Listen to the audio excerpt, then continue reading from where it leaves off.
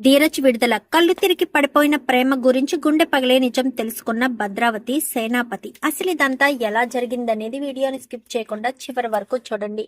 ఇల్లు ఇల్లాలు పిల్లలు అప్కమింగ్ ఎపిసోడ్స్ లో ఏం జరగబోతుందో ముందుగా తెలుసుకోవాలి అనుకుంటే వీడియోని లైక్ చేసి ఛానల్ ని సబ్స్క్రైబ్ చేసుకుని పక్కనే ఉన్న బెల్ సింబల్ లో ఆల్ పై క్లిక్ చేయండి.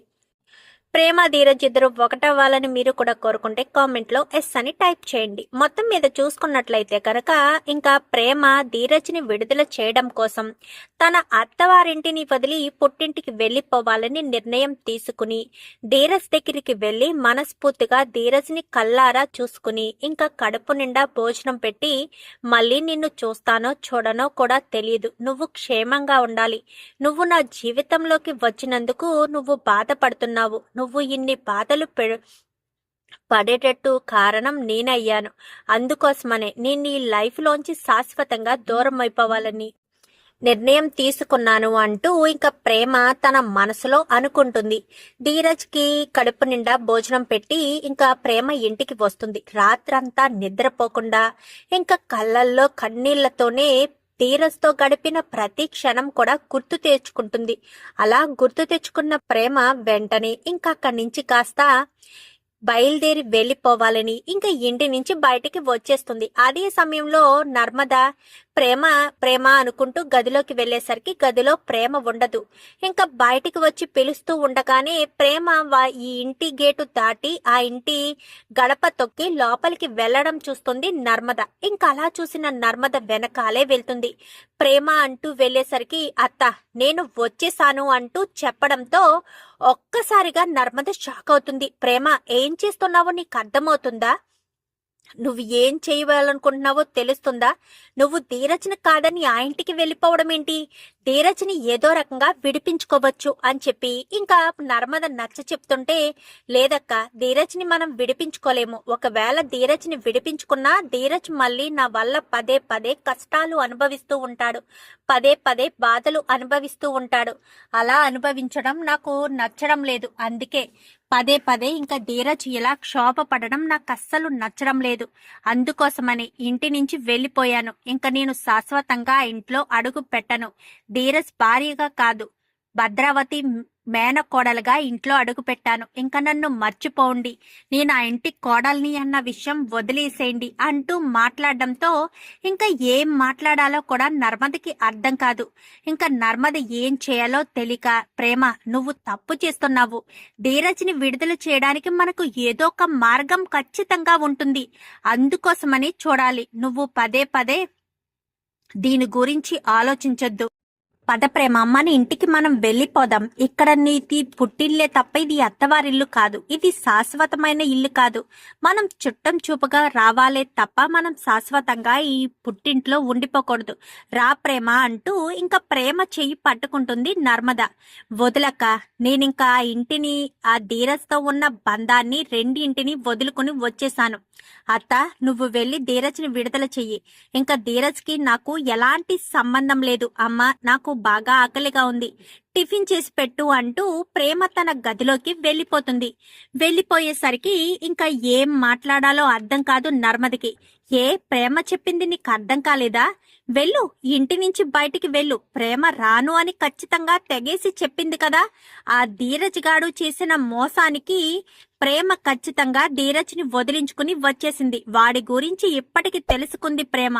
అందుకే వదులుకుని వాడితో ఉన్న బంధాన్ని కూడా వదిలేసుకుని ప్రేమ అక్కడి నుంచి వచ్చేసింది. వెళ్ళు, ఇంకా నీ ఇంటికి వెళ్ళి మీ మామకు చెప్పు, ప్రేమ నన్ను వెళ్ళిపోయింది, ఇంకా ప్రేమ మన ఇంటి కోడలుగా ఉండదు మామయ్య, ధీరజే మన ఇంటికి ఉంటాడు అని చెప్పు అని చెప్పి ఇంకా నర్మదకి కాస్త భద్రావతి చెప్పడంతో ఇంకా నర్మద అక్కడి నుంచి వచ్చేస్తుంది. అలా వచ్చేసిన నర్మద ఇంకా ఇంటికి రావడంతో అత్తయ్య అత్తయ్య అంటూ గట్టి గట్టిగా పిలుస్తూ ఉంటుంది. ఏమైందే, ఎందుకంత గట్టిగా అరుస్తున్నావు అనగానే, ప్రేమ ఎలాంటి నిర్ణయం తీసుకుందో తెలుసా మీకు అంటూ చెప్పడంతో, ఎలాంటి నిర్ణయం తీసుకుంది, ఏం చేసిందే ప్రేమ అని చెప్పాను గాని, ఇంటిని వదిలి ఈ కుటుంబాన్ని వదిలి ధీరజ్ని వదిలి శాశ్వతంగా వెళ్ళిపోయింది అత్తయ్య అని చెప్పనేసరికి ఒక్కసారిగా షాక్ అయిపోతుంది. ఇంకా వేదవతి అయితే, ఏం మాట్లాడుతున్నావే ప్రేమ, ఈ ఇంటిని ధీరజ్ని వదిలి వెళ్ళిపోవడం ఏంటి? నీకేమన్నా పిచ్చి పట్టిందా? నాకు కాదత్తయ్య పిచ్చి పట్టింది, ఆ ప్రేమకు పిచ్చి పట్టింది. ప్రేమ ఇంటికి వెళ్లడం చూసి నేను వెనకాలే వెళ్లి ప్రేమను తీసుకురావాలని ఎంతగానో ప్రయత్నం చేశాను. ధీరజ్తో ఉన్న బంధాన్ని సైతం అది తెంపుకుని మరీ వెళ్ళిపోయింది అత్తయ్య అంటూ చెప్పడంతో ఇంకా ఏం మాట్లాడాలో అర్థం కాదు బుజ్జమ్మకైతే. ఏంటే ప్రేమ అంత పిచ్చి నిర్ణయం తీసుకుంది? ధీరజ్ కోసమే అత్తయ్య.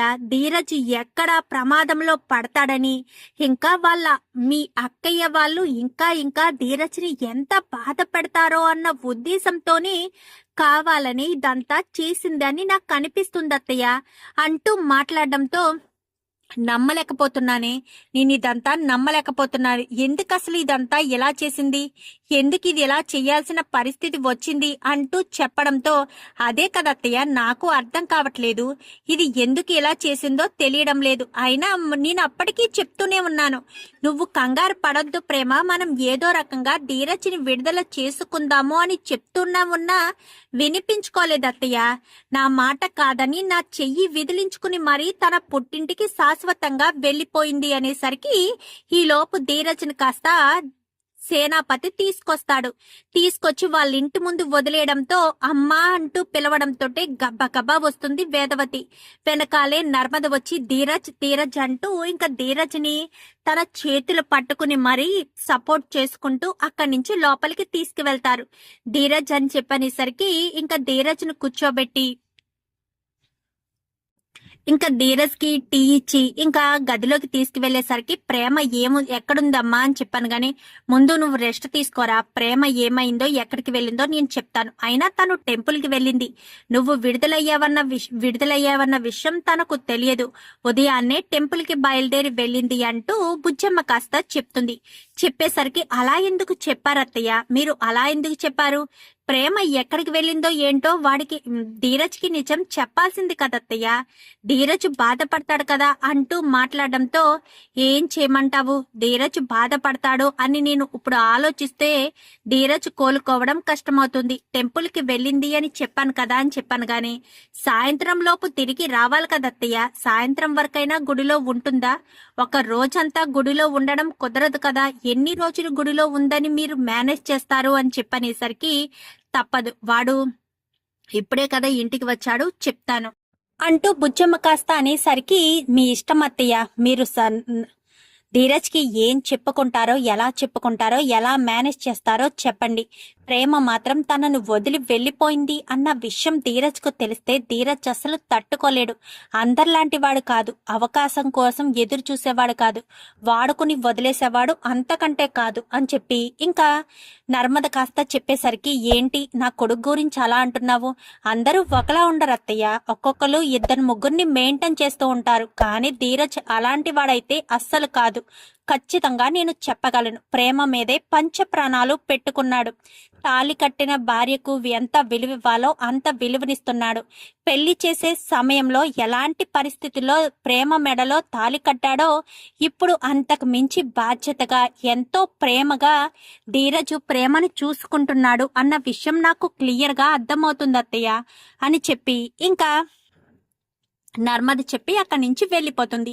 ఇంకా ధీరజ్కి ఎలా చెప్పాలో ఏం చెప్పాలో అర్థం కాక టిఫిన్ చేసి తీసుకువెళ్ళి ఏంటమ్మా ఇంకా ధీరజ్ రాకపోవడం ఏంటి, ఇంకా ప్రేమ రాకపోవడం ఏంటి, గుడి మూసే సమయం అయింది, ఉదయం అనగా వెళ్ళింది అని చెప్పావు, ఇప్పటి వరకు రాకపోవడం ఏంటి అని చెప్పి ధీరజ్ ప్రశ్నించేసరికి నన్ను క్షమించరా చిన్నోడా అని చెప్పి ఇంకా బుజ్జమ్మ అయితే అంటుంది. ఏమైందమ్మా, అసలు ఏం జరిగింది, ప్రేమ ఎక్కడుంది, క్షమించమని ఎందుకు అడుగుతున్నావు?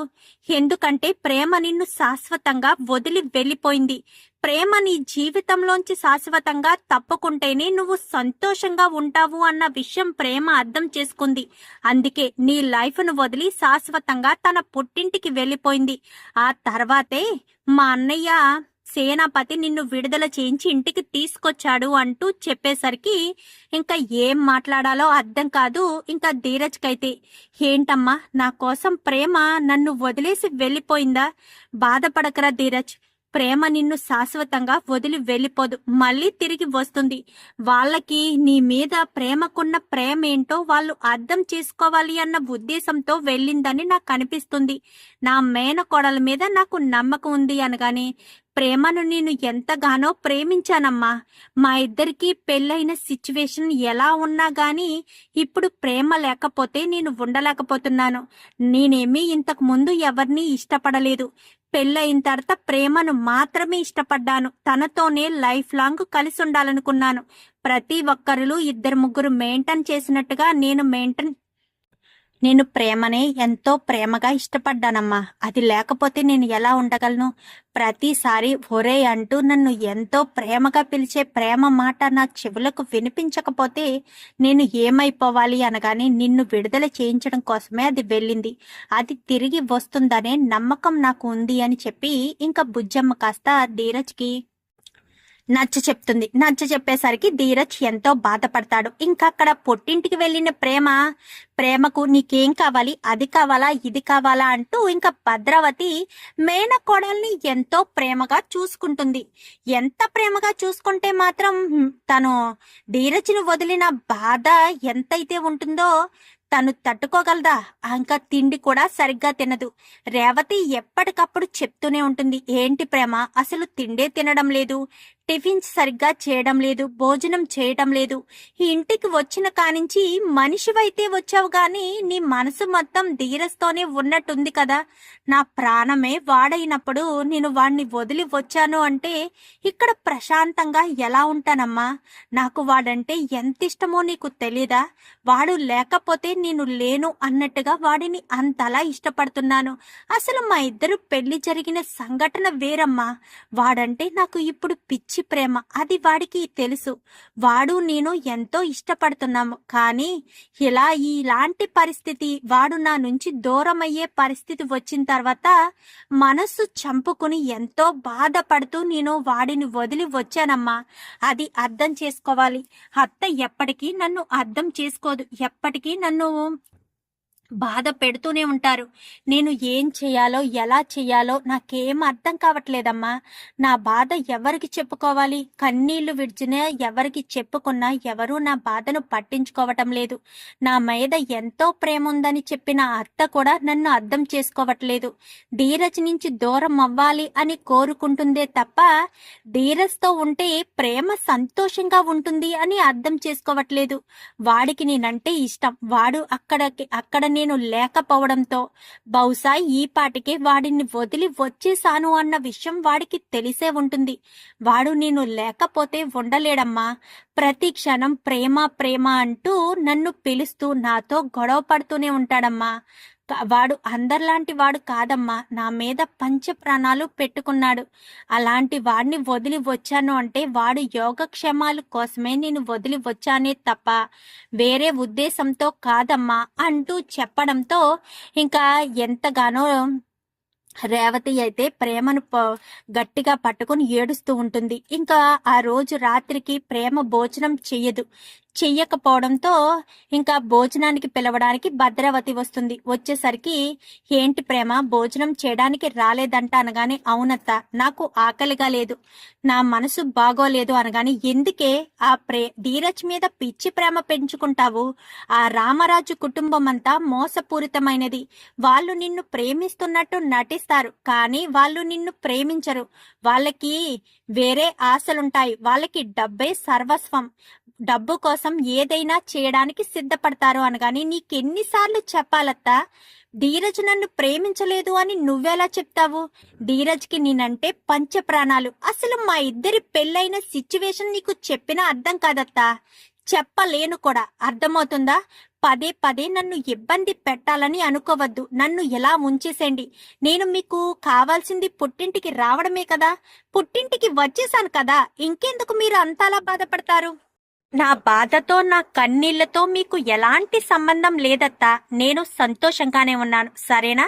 ధీరజ్కి మాత్రం ఎలాంటి ప్రమాదం తలపెట్టొద్దు అని చెప్పి ఇంకా ప్రేమ కాస్త భద్రావతిని బయటికి పంపించి డోర్ క్లోజ్ చేసుకుంటుంది. ఇంకా బయటికి వచ్చిన తర్వాత భద్రావతి బాధపడుతూ ఉంటుంది. ఏమైందక్క, ప్రేమ రాలేదేంటి అంటూ సేనాపతి అడిగిన ప్రశ్నకు ప్రేమ చాలా బాధపడుతుంది. సేనాపతి, ఈ ఇంటికి వచ్చిందన్న సంతోషం మనకుందేమో గాని ఇంటికి తిరిగి రావడం మాత్రం దానికి సంతోషం అనిపించడం లేదు. అందుకే ఏం మాట్లాడాలో నాకు అర్థం కావట్లేదు అనగానే కొన్ని రోజులు ఉంటే అదే సర్దుకుంటుందిలే అత్త అంటూ ఇంకా విశ్వకు చెప్తాడు. చెప్పేసరికి ఇంక అందరూ భోజనం చేస్తారు. భద్రావతికి మనసులో ఏదో ఆందోళనగా అనిపిస్తుంది. ఎందుకంటే ప్రేమ అంటే తనకు చాలా ఇష్టం కదా. ప్రేమ బాధపడుతూ ఉండడం చూసి తట్టుకోలేకపోతుంది భద్రావతి అయితే. అలా బాధపడిన భద్రావతి ఇంకా అబ్జర్వేషన్ అంటే ప్రేమ గురించి ఆలోచిస్తూ చాలా సేపటి వరకు నిద్రపోదు. ఎప్పటికో నిద్రపోతుంది.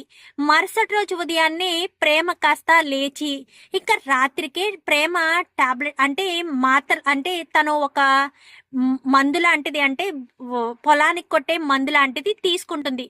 తీసుకున్న ఎఫెక్టు వెంటనే పని చేయదు.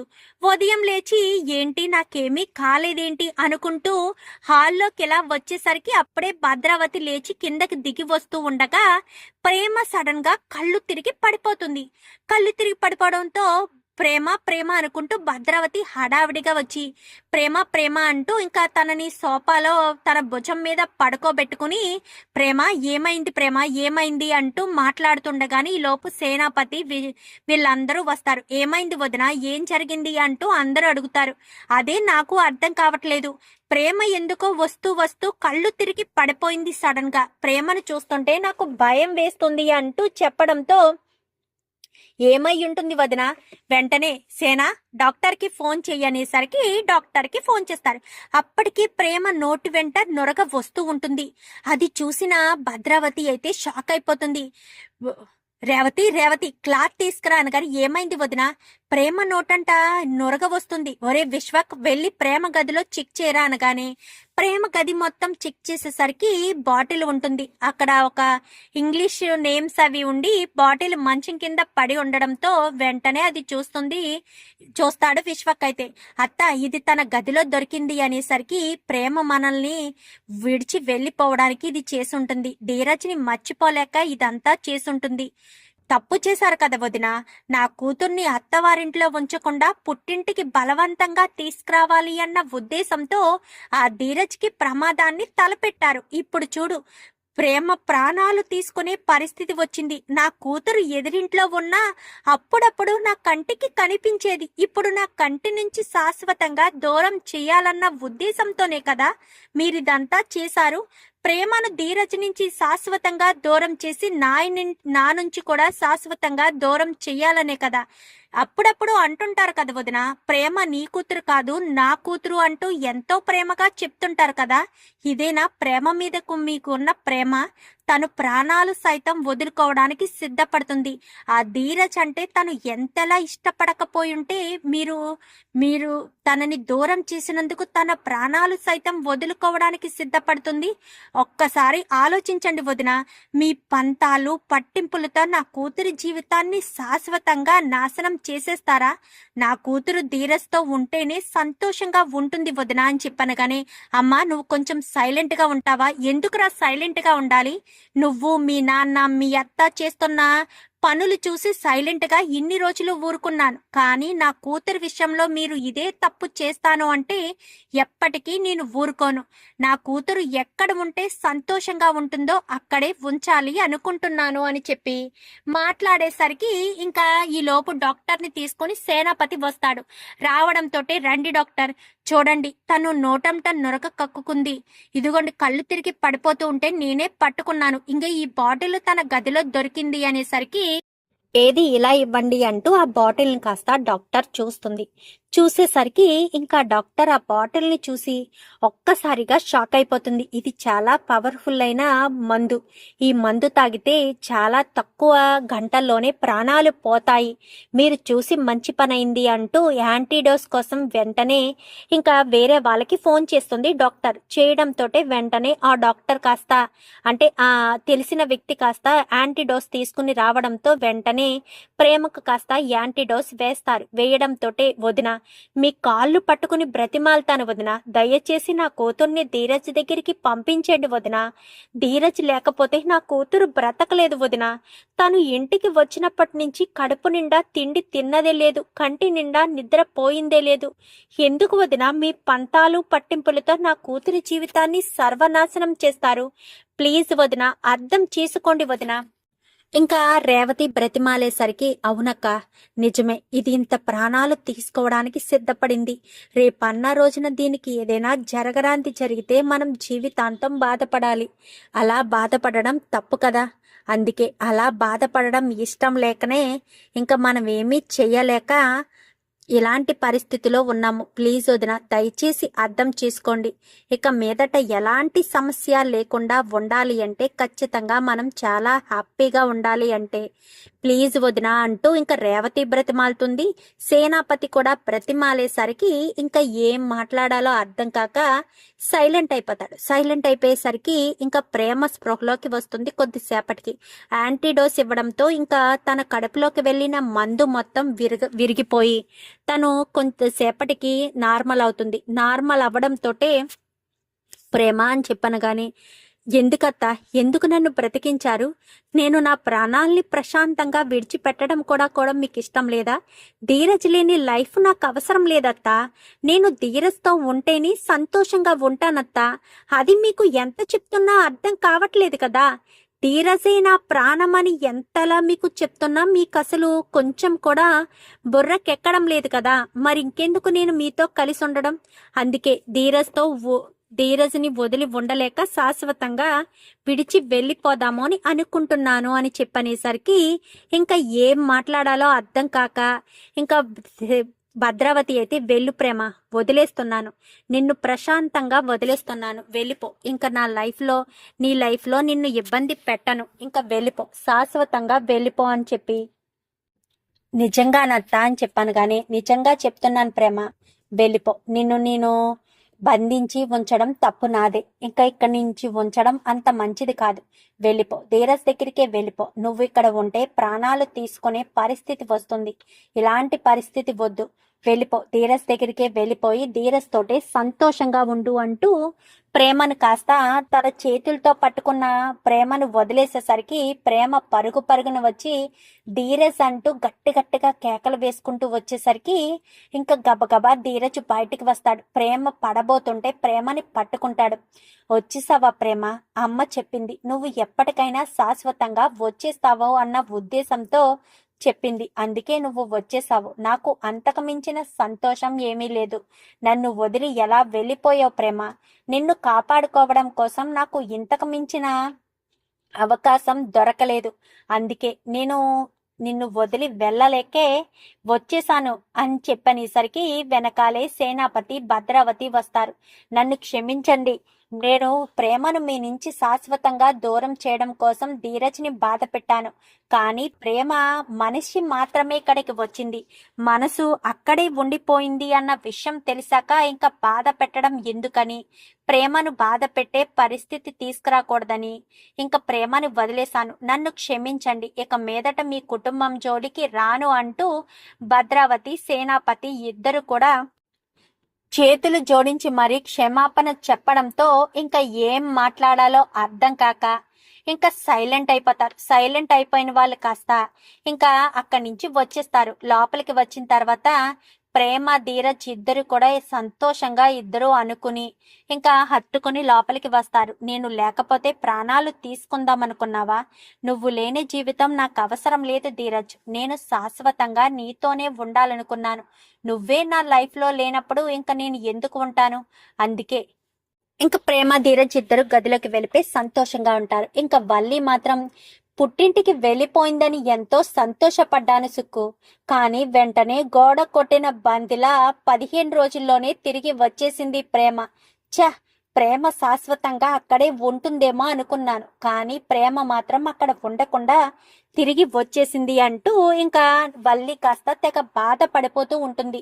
ప్రేమ ధీరజ్ మళ్ళీ ఒకటవ్వడంతో ఇంకా నర్మద అలాగే బుజ్జమ్మ అందరూ కూడా చాలా సంతోషపడిపోతారు. ఎందుకంటే అక్కడ ప్రేమ ఎంతైతే బాధపడేదో ఇక్కడ ధీరజ్ అంత బాధపడేవాడు.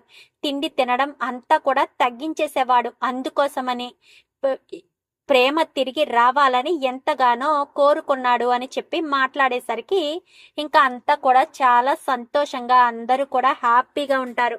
ఇంకా వల్లి గురించి ఎప్పుడెప్పుడు బయటపడుతుందా అని నర్మదకైతే వల్లి మీద అనుమానం మొదలవుతుంది. ప్రేమ మళ్ళీ తిరిగి వచ్చింది కాబట్టి వల్లి మీద ఒక కన్నేస్తే వల్లి కడుపుతో లేదన్న విషయం బయటపడుతుంది కదా. చూద్దాం మరి రాబోయే ఎపిసోడ్స్ లో ఏం జరుగుతుందో. వీడియో నచ్చితే లైక్ చేసి ఛానల్ ని సబ్స్క్రైబ్ చేసుకుని పక్కనే ఉన్న బెల్ సింబల్ లో ఆల్ పై క్లిక్ చేయండి. Thank you for watching.